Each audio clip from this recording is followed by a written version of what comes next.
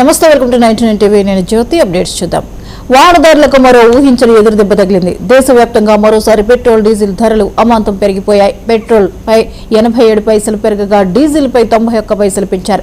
ఈ పెంచిన ధరలు నేటి నుంచి అమల్లోకి రానున్నాయి. దీంతో 2 వారాల వ్యవధిలో మూడోసారి పెట్రోల్ డీజిల్ ధరలు పెరిగినట్లయితే ఈ క్రమంలో వాహనదారులు ఉలిక్కిపడుతున్నారు. అమెరికా, ఇరాన్ మధ్య ఉద్రిక్తతలతో అంతర్జాతీయ మార్కెట్లో బ్రెంట్ క్రూడ్ ఆయిల్ ధరలు 40% పైగా పెరిగాయి.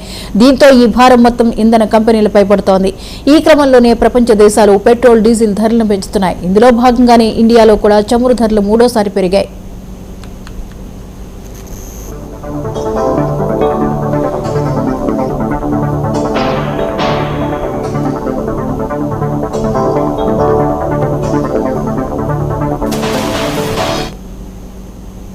ఈ అంశంపై మరిన్ని వివరాలని స్పెషల్ కరెస్పాండెంట్ తేజ అందిస్తారు.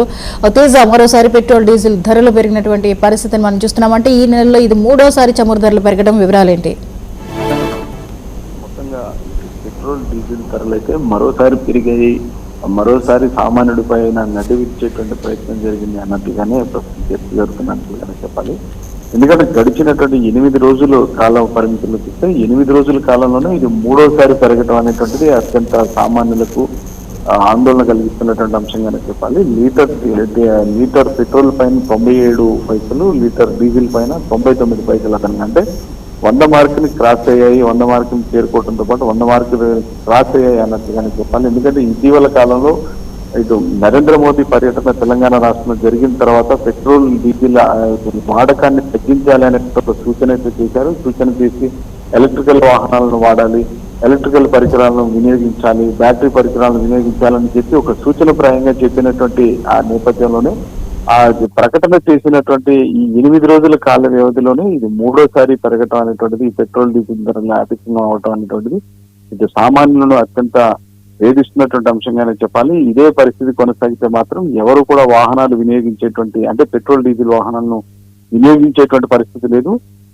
ఇదే అంశం ఇట్లానే కొనసాగితే మాత్రం అది నిత్యావసర వస్తువులకైనా పైన కూడా పడుతుంది. మళ్ళీ ధరలు అధికంగా పెరుగుతాయనేటువంటి భయాందోళనలో కూడా ప్రజలు ఉన్నారన్నట్టుగానే మనం చెప్పాలి. Right, thank you Tej.